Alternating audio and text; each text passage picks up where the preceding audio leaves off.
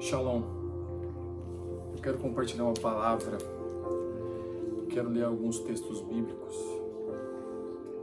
O primeiro texto está em Lucas 14, 28, que diz assim: Pois qual de vós, pretendendo construir uma torre, não se assenta primeiro para calcular a despesa e verificar se tem os meios para concluir?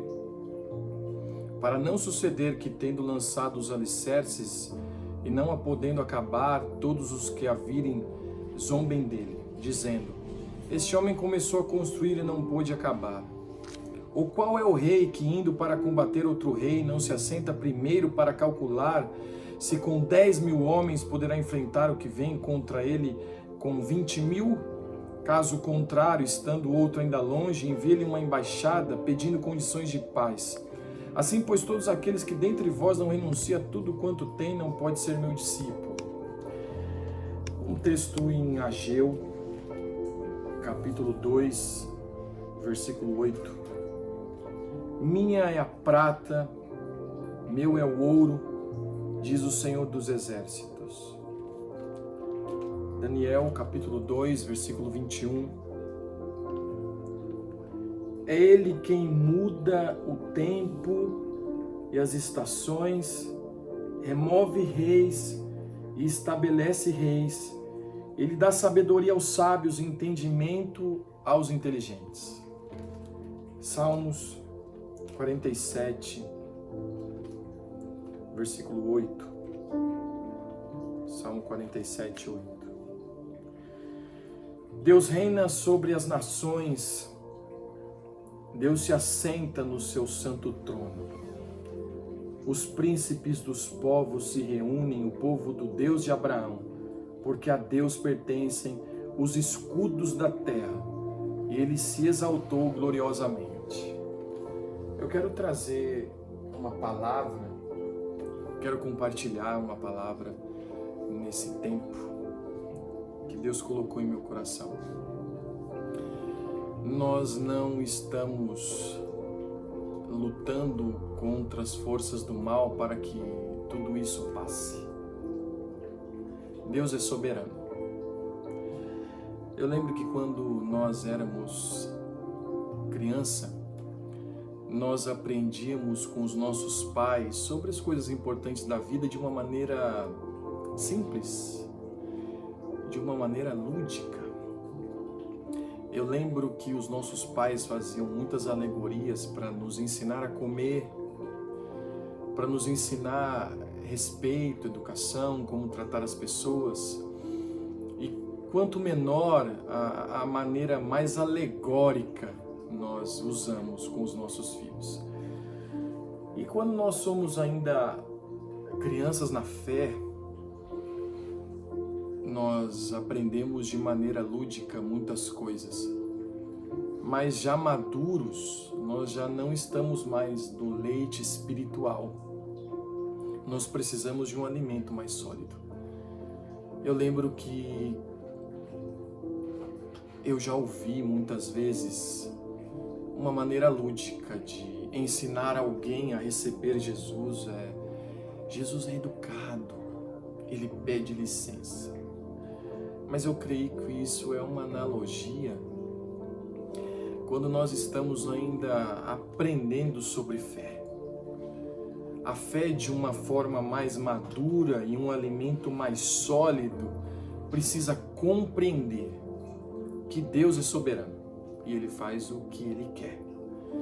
Ele estabelece reis e remove reis. E nesses textos todos que eu li, eu meditei hoje pela manhã sobre o que Deus tocou e o que Deus está tocando nesse tempo de isolamento, de distanciamento social, o tempo em que muitas coisas estão fechadas, as igrejas estão fechadas, não podem fazer os seus cultos, no que Deus está tocando. E eu creio que em uma maturidade na fé, nós podemos ter discernimento, como o texto de Daniel 2:21. Ele estabelece tempos e estações.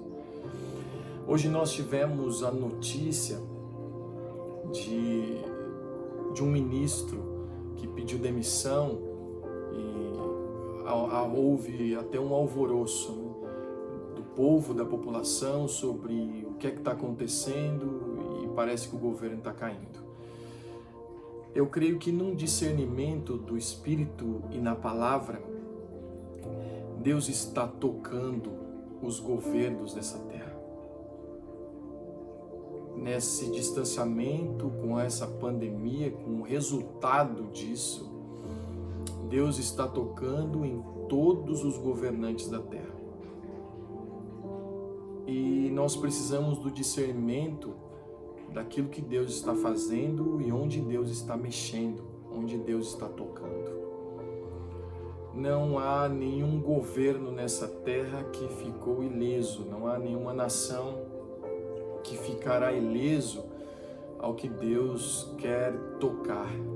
E quando Deus toca, quando nossa luta não é contra as armas do mal, mas é a soberania de Deus sendo estabelecida, a nossa única arma é o arrependimento. A nossa única arma é nos voltarmos e buscarmos ao Senhor, para que os reis da terra se prostrem ante ao Senhor. Assim diz a sua palavra. Os reis da terra se prostrarão ante ao Senhor. Como nós não somos do governo, nós podemos interceder por eles, porque Deus está tocando nos governos da terra, Deus está tocando nos governantes das nações. E nosso país não ficará ileso. Deus está tocando nas estruturas. Durante muito tempo, nós convivemos com estruturas profundas de corrupção em nosso governo. Durante muitos anos nós fomos mergulhados em estruturas profundas de corrupção. E Deus, com sua mão poderosa, tocou nesses governos. Mas agora Deus, de maneira mais profunda, preparando um cenário escatológico, está mexendo e abalando os reinos, os governos dessa terra. Eu também meditei que Deus também tocou a economia. E a economia mundial. A palavra economia vem do grego oikos, nomia, que é a administração da casa, que é a boa administração do ambiente da casa. Quando Jesus disse em Lucas 14, 28 sobre calcular, sobre o cálculo, é sobre a boa administração, é sobre a economia. E meditando de onde surge a palavra, essa boa administração da casa, a casa que nós devemos administrar bem é a nossa, a qual recebemos o Espírito Santo. Nós somos habitação do Espírito, nós somos templo do Espírito, casa do Espírito. Então a única economia que pode nos abalar é a má administração da nossa vida. A única economia que pode trazer-nos um abalo, um pânico, um medo, uma falta de sustento, é a má administração da nossa vida. E aqui eu quero emendar no que Deus tem tocado e tocou em todos os moradores da terra, é o estilo de vida. Ninguém pode dizer hoje que está na correria, porque durante esse tempo é proibido a correria. É proibido fazer aquilo que nós estávamos acostumados a fazer. E Deus está tocando no estilo de vida de todos. E com discernimento nós podemos aproveitar esse tempo para uma boa oikonomia, uma boa administração da nossa casa. Eu lembro que quando eu era criança, ou algumas ministrações, pregações que já ouvimos, há uma luta e há um ensino para que os cristãos sejam disciplinados a ler a palavra, a ter uma vida de oração. Mas eu creio que a nossa luta hoje talvez seja maior porque nem todo cristão tem uma Bíblia. O celular que você está segurando não é a sua Bíblia. Aquilo é só um aplicativo. Se nós acreditássemos de verdade na palavra de Deus, só a capa dela já seria suficiente para termos o nosso estilo de vida transformado. Porque na minha não, mas na maioria das Bíblias está escrito em sua capa, Bíblia Sagrada. Se levássemos isso tão a sério, se isso fosse tão verdade, saberíamos que essas palavras são sagradas. Elas é que trazem vida. Elas é que me norteiam a ter um estilo de vida.